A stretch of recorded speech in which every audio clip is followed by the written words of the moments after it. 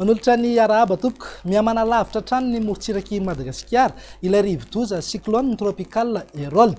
Any amin'ny mihoatra ny 500 kilometatra atsimo atsinanan'ny Antalano misy ny Fohibeny izay vinavinaina mbola analavitra atsika hatrany izy satria mizotra miatsinanana somary atsimo atsinanana, izany hoe manambana ny nosy Rahavavy. Etsekilan'izay ny rivotra hoentiny dia manodidina eo amin'ny 20 kilometatra isan'ora, arahana tafiotra 70 kilometatra isan'ora. Tsy ahiana ny hoe iverenany eto Madagasikara indray na akasika mivantana ny toetry ny androntsika.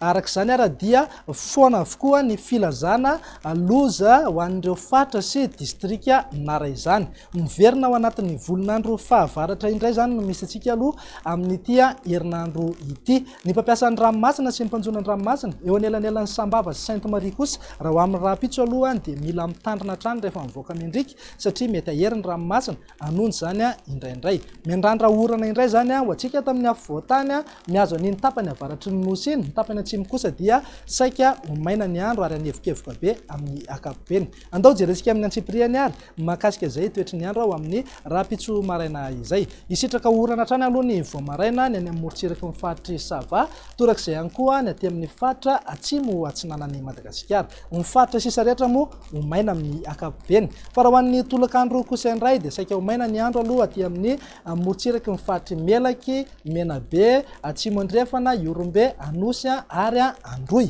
Ny alina kosa ny vinavinaina mety isitraka izay orana tandrifindrahona izay ny aty amin'ny morontsiraka ny Analanjorofo, Atsinanana ary amin'ny Vatovavy Fitovinany. Ny faritra sisa rehetra moa dia saika miandrandra orana tandrifindrahona mety arahakotroka avokoa. Raha ny maripana voatombatombana ho amin'ny rahampitso izay zao dia saika manevokevoka hatrany aloha manerana ny nosy manodidina amin'ny 5 degré celsius eo any Toliara, 4 ka hatramin'ny 7 kosa ny eto amin'ny afovoantany. Andao jerentsika indray raha makasika ny toetry ny andro ho amin'ny alarobia.